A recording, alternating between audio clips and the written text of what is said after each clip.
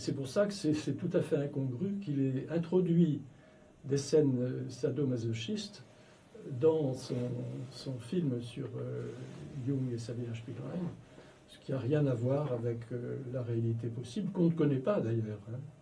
Et dans son très beau livre « Trois figures de la passion », Nicole Kress-Rosen pose la question de cette relation amoureuse étrange entre ces deux personnes. On ne sait pas du tout s'ils ont une relation sexuelle, on ne sait pas. Mais évidemment, les réalisateurs mettent ça en avant parce que ça fait cinéma. Ce détournement du réel, ça vous a posé problème? C'est pas le détournement du réel, c'est le fait qu'il n'y a plus rien de vivant qui passe dans ce film, comme dans l'autre. Je disais que c'est réduit à l'anecdote, c'est le fait que on a d'autres exemples de biopic ou de mise en scène de vie importante pour nous. Et on voit bien que c'est toujours la même façon qu'ont prise des gens comme par exemple comme Ford. Je pense à Young Mr. Lincoln, la biographie filmée de Lincoln. Ford a lu tous les livres possibles donc il sait tous les faits, mais il les met de côté et puis il laisse travailler son imaginaire. Et le résultat de ça, c'est quelque chose de vivant et qui nous enseigne. Rossellini a fait pareil avec la prise de pouvoir par Louis XIV, et avec la même technique de tout lire et de tout laisser de côté, et de laisser nourrir en lui, d'une manière donc très introvertie, très intérieure, cette histoire qu'il reprend avec sa propre subjectivité. Et là, on est dans un intérêt immense. Et en sens inverse, il y a le cas de Mesrine, où il y a quelques années, 2 films ont été faits sur Mesrine, et sur sa vie, sur sa mort, et sur une radio amie, France Inter, le commissaire Broussard, qui avait ordonné l'exécution de Mesrine, racontait que aucun membre de la production du film n'était allé le voir pour lui demander comment ça s'était passé. C'est l'éternel débat entre ce qui est de l'ordre du fictionnel et ce qui est de l'ordre du documentaire. On écoute un extrait de A Dangerous Method de David Cronenberg. Aimez-vous Wagner? Sa vie et son œuvre, oui, bien sûr. Je m'intéresse surtout au mythe de Siegfried. L'idée que quelque chose de beau, de pur, d'héroïque puisse seulement venir peut-être d'un péché, fut-il aussi noir que l'inceste? C'est tout à fait étrange. Quoi donc? Ainsi que je vous l'ai dit, je ne crois pas aux coïncidences. Il n'y a pas d'accident, il n'y a pas de hasard. Toutes ces choses ont un sens. Il se trouve en ce moment que j'écris moi-même sur le mythe de Siegfried. C'est incroyable. Et pourtant, je vous l'assure. Votre préféré parmi ces opéras? Ce serait L'Or du Rhin. Oui, vous avez raison. C'est le mien aussi. J'aurais une question à vous poser. Faites-en. Croyez-vous qu'il soit possible que je devienne psychiatre un jour? J'en suis convaincu. Je n'entends que du bien de vos travaux universitaires. Vous avez exactement le profil recherché. Une folie galopante. Oui. Nous autres médecins non fous sommes très limités. Vous avez écrit sur Ford, comme vous mentionniez à l'instant. Vous avez écrit un livre paru récemment qui s'appelle Le moi, le soi, les rêves, où vous faites une analyse jungienne entre beaucoup de guillemets de l'œuvre de Fellini ou de l'importance de la musique de Debussy notamment. Est-ce que ce qui est captivant chez Jung, c'est pas aussi son rapport à l'image, paradoxalement? Il dessinait des mandalas quand il n'arrivait pas à accoucher de certains rêves ou de certains écrits. C'était un visuel. Oui, tout à fait. C'est-à-dire que l'image, il y a quelque chose qui précède l'image dans l'expérience de Jung, c'est l'émotion. Et il explique d'une manière très intéressante que si on laisse l'émotion aller jusqu'au bout d'elle-même, on découvre une image. Et cette image, si on est en face d'elle assez longtemps aussi, on découvre un sens. Voilà. C'est ça, ce qui est une pensée qui tient compte de l'inconscient. Il a été assez réfractaire, pour dire les choses sobrement, sur la peinture moderne. Oh, pas toujours. Oui. Non, non, c'est très mélangé.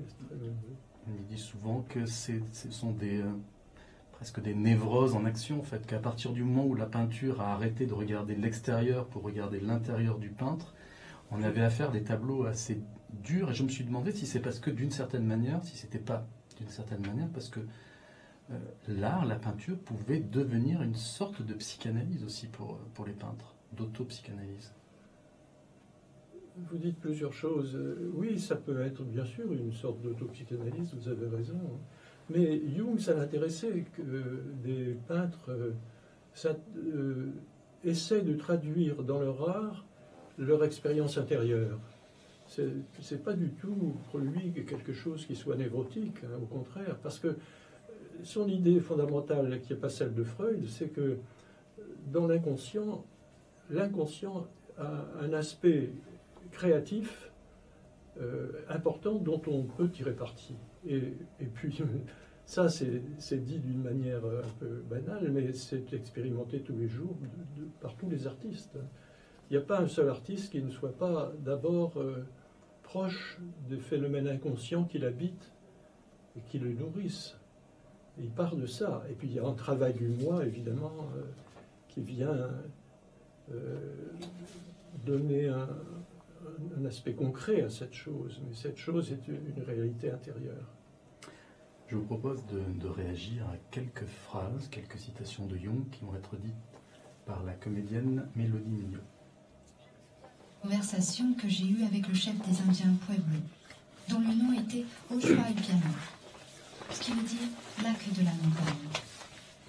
Il me donna ses impressions sur l'homme blanc et me dit qu'ils étaient toujours sans dessus-dessous, toujours à la recherche de quelque chose, et que par suite, leur visage était plissé de rides. Il pensait que les blancs étaient fous, puisqu'ils soutenaient qu'ils pensaient avec leur tête, alors qu'il était bien connu que ce sont les fous qui font ainsi. Cette affirmation du chef Pueblo me surprit tellement que je lui demandai comment lui, il pensait. Il me répondit que naturellement, il pensait avec son cœur. Je lui répondis que c'était aussi la manière de penser des Grecs. Alors ces Indiens Pueblo, ils étaient aux États-Unis, hein, au Nouveau-Mexique. Est-ce que un des gros apports de Jung, c'est pas l'ouverture à d'autres cultures que la culture occidentale? Oui, oui, il a fait de très nombreux voyages et il en a tiré un très grand profit. Mais pour ce qui est des Indiens Pueblos, ce qui est dit là a un grand intérêt pour Jung, parce que pour lui, il y a deux formes de pensée. Il ne le dit pas de cette façon-là, mais je peux le résumer ainsi. Il y a évidemment la pensée avec des concepts, la pensée qui entraîne une dynamique de la tête, mais il y a une pensée qui est liée au sentiment. Chez Jung, il y a une conception du sentiment qui est une fonction du moi, et qui n'est pas réductible au sentiment au pluriel. Les sentiments sont des informations que la personne reçoit et qui se transforment en un sentiment qui est une fonction d'évaluation. Et cette fonction de sentiment, comme une évaluation possible des situations, c'est une forme de pensée absolument indispensable, en tout cas déjà en psychanalyse.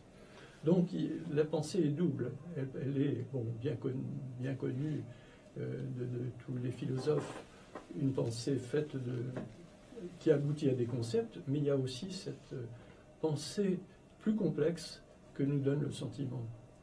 Et d'autre part, toujours à propos de ces Indiens Pueblos, il y a une conception très intéressante. C'est le chef raconte à Jung, dans un passage qui suit, que heureusement qu'avec son peuple, il se lève tous les matins pour aider le soleil dans sa levée.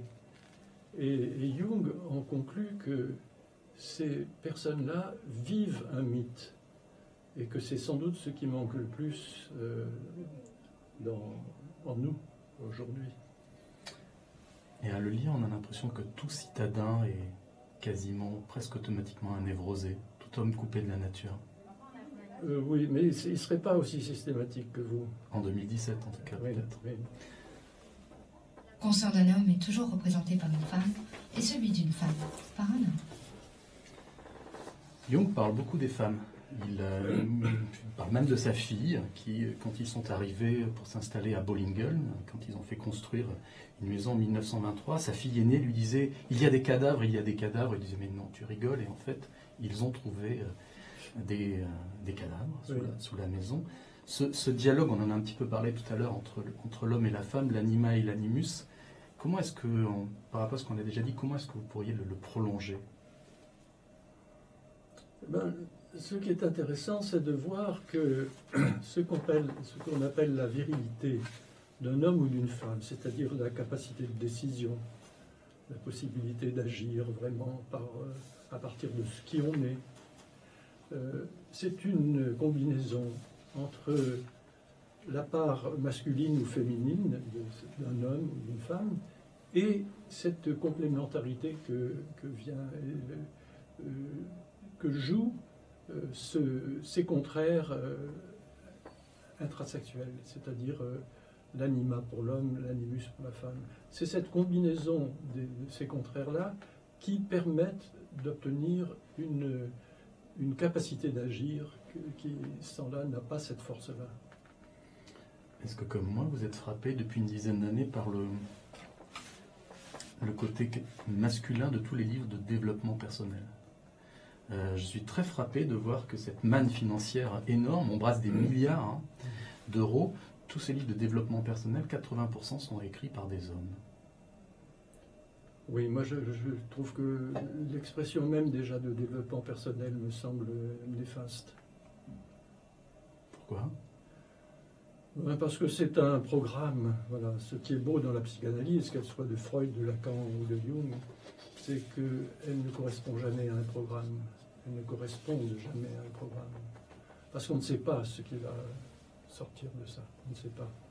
On est dans quelque chose qui est un inconnu. Jung définit l'inconscient de cette manière-là. Ce n'est pas telle ou telle chose, mais l'inconnu qui nous affecte immédiatement. De nombreuses personnes âgées, et il est très intéressant d'observer comment l'inconscient réagit au fait qu'il est apparemment menacé d'une disparition complète. Il ne s'en soucie pas. La vie se comporte comme si elle allait se poursuivre. C'est pourquoi je pense qu'il vaut mieux pour une personne âgée vivre, attendre le lendemain comme si elle avait des siècles devant elle. Quand on demandait à Jung, est-ce que vous êtes croyant, il répondait, je ne crois pas, je sais. Oui, mais oui, ça correspond un peu à ça, mais ce qui est dit là est un peu différent. C'est la question des rêves dans les derniers moments de la vie.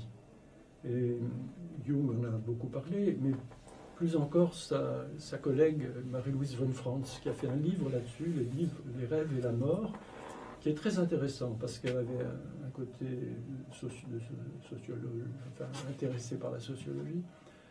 Elle a fait une enquête sur des gens, ses patients et des patients d'autres analystes, tout près de la mort, et elle s'est rendue compte que le contenu des rêves était toujours lié à une dynamique extraordinaire. C'est-à-dire que jamais les rêves n'annonçaient la mort au rêveur, mais au contraire étaient pleins de projets, de choses à venir.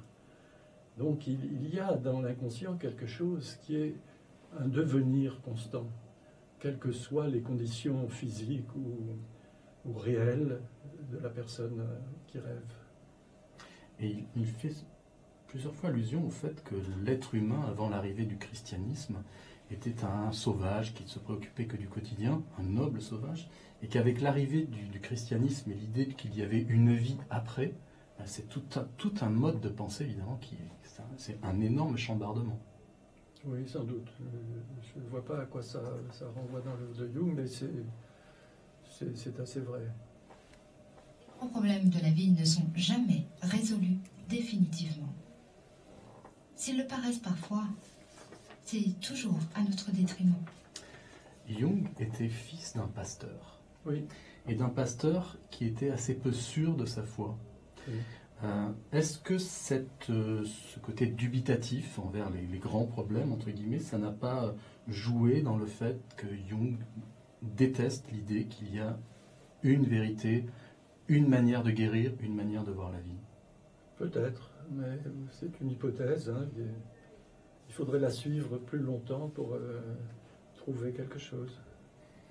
Oui, mais vous, parmi vos analysants, est-ce que vous, des fois, vous ne vous dites pas que l'éducation sert trop à former les jeunes, mais pas assez à former les adultes? Est-ce qu'il ne faudrait pas des remises à niveau presque obligatoires, comme on repasse des fois le permis de conduire, pour développer ça? Celui qui a le mieux parlé de l'éducation parmi les psychanalystes, c'est Otto Gross, qui apparaît d'ailleurs, heureusement, c'est une bonne chose de ce film, dans le film de Cronenberg.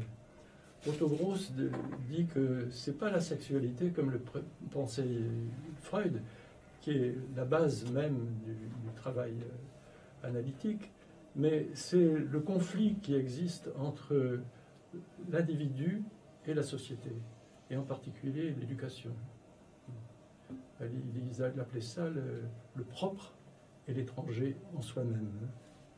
Et le propre était complètement soumis et réduit à peu de choses par l'influence de l'étranger, c'est-à-dire de la société, de l'éducation. Non.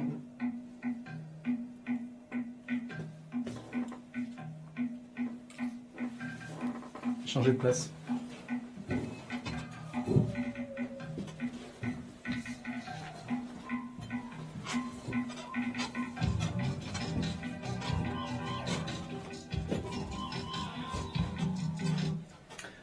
Rebonsoir Astrid Gello. Bonsoir. Alors, nos auditeurs et auditrices ne le croiront peut-être pas, mais vous êtes venu de Toulouse